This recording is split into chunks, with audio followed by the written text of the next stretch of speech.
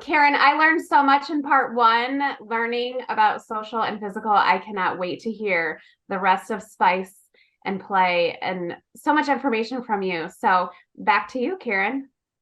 Thanks, Melissa. So here we are. We're halfway through Spice. We've done physical and social play. Let's have a look what's next. We're here. We've got a double bill. We have imaginative and intellectual play. I couldn't choose, so I've put them all together.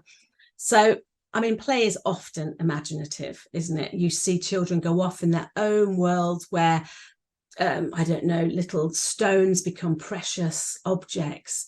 Really important to keep that imagination alive, and hopefully enhance the child's imagination. So because imaginative play helps children explore experiences in their everyday life and also helps them practice daily routines. Obviously my son here, Fred, obviously seen us do petrol and putting in a petrol in the car. So he used to love, if he couldn't get in the car, he would run around and make sure that he filled the petrol up, or the gas, I should say, in the car. Having those opportunities all around, sometimes we sometimes forget that anything can become something and something can become anything.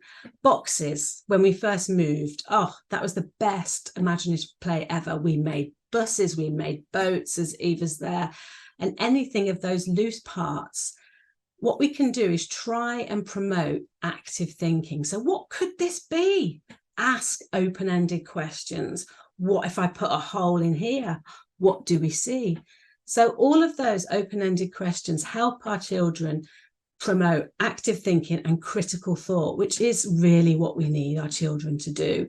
And we need our children to take ownership of that critical thought, and they can only do that through their imagination. So I'm a big lover of open-ended resources, boxes, all that sort of stuff, twigs, anything that promotes putting something in something and that lovely exploration. When children get older, you're looking at games and puzzles. But I think that looking at imaginative play, we need to really look at opening the small world play opportunities up. So taking Peppa Pig off the screen, my son used to love Peppa Pig, and bringing it to the kitchen table so they can create their own opportunities and their own scenes with Daddy Pig. And games do really start right from birth, really. They start really simple. Early concept building is around games. So if I push this, something happens, it rotates. So this is early game playing and early imaginative play, taking turns. You push it, I push it. And just to make sure that the resources that we use have that added sensory seasoning. So the rotation box does have different textures all the way around, does have beads inside that make a sound. All children would love it, but our children love it even more. So I think taking turns is really important, you know, modeling that game, taking turns and gameplay, and making different rules. Children love rules. You can only take 3 beads. You can only take green beads. Rules are being discovered all the time, and it's really important to promote that in music and in play. And also children love their own placement, placing things on and in things, and that's the all start of gameplay. The most important thing in games is the child. If I do this, it rolls. I have control over that. If I do this, it makes a sound. So try not to do everything with your child, for your child, but you can play with your child as a play partner. And also it's really good if things don't fit, you know, if the big thing doesn't fit in the little thing, you know, that critical thought's really important. And during that play, it's really important that you model language, very early language, in, out, on. Our children may not see that a cup is on the table, but if you take your child to the cup, they'll realize that is what the concept of on. And those really early concepts are really important to embed right from this age. And as they get older, obviously we can make our games accessible to lots of different, we've obviously got older siblings, so you can make mainstream games. And if you buy things, blue tack is an amazing thing, you know, you can add it to anything. But having things that dice trays and card holders, tactile dice, dice and mats that don't move are really important when your children get older, so they can play games with their friends. And some of the games that we like and the ones that we can adapt ourselves are things like Pop-Up Pirate. Oh, still gives me heart failure when it pops up. Things like the Pop-It Pig. All of these are games that are mainstream games, but that can be adapted or that are naturally accessible. We do have the Rubik's Cube, but we've never got it to that. We've never completed it yet. So it's hard, isn't it? That's for one for a few more years, I think. Do you have any more games that you've had, Melissa, at all, that you've found that's important? You know, it's funny because I recognize multiple games on here. And I will say one of my other favorite ones, and I unfortunately don't know the name of it, but it was a pond. Yeah. And when you push the middle, the pond would spin. And all of the little ducks had a color on the bottom. Well, for our kiddos, obviously color might be a little challenging, and they're super small. So we would add texture to the bottom. So the kids would have to match the texture.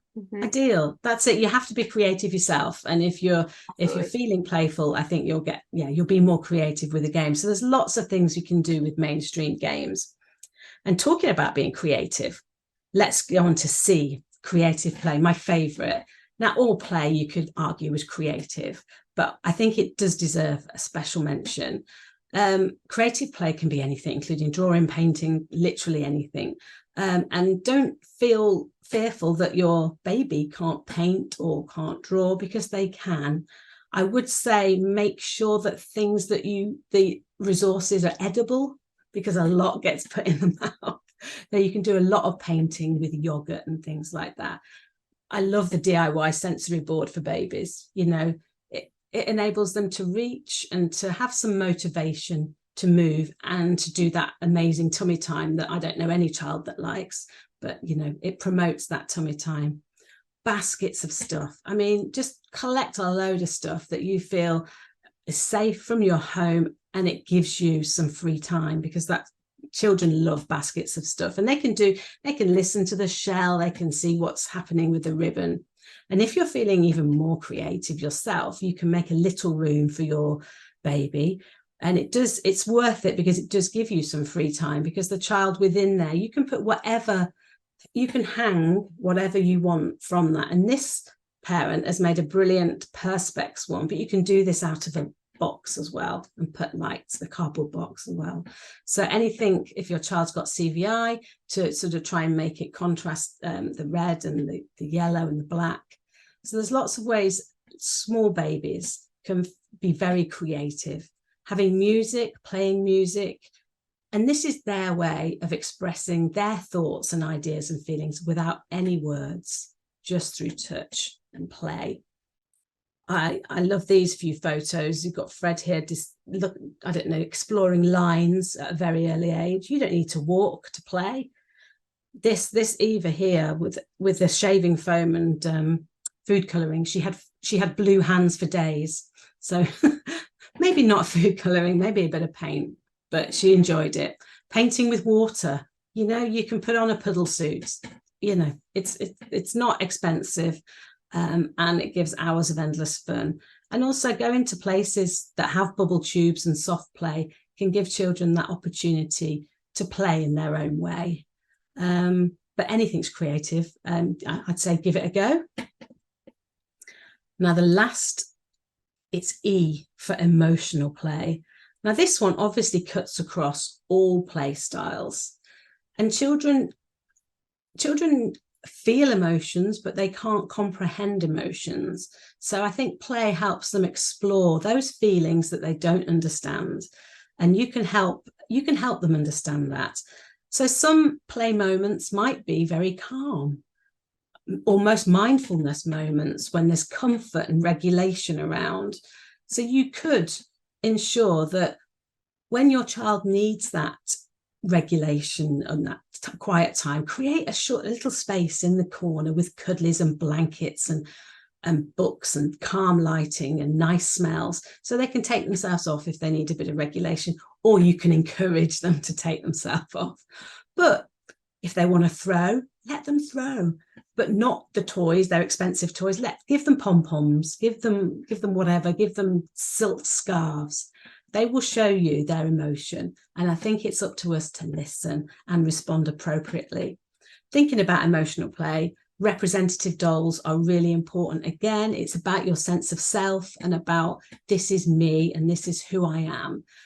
Puppets are really helpful as well, in terms of you can actually talk through the puppet, but also the child can talk through the puppet, and any role plays. And as your child gets older, obviously journals and colouring and small world play are really important to help regulate those emotions, and give them time and space to work it out, really.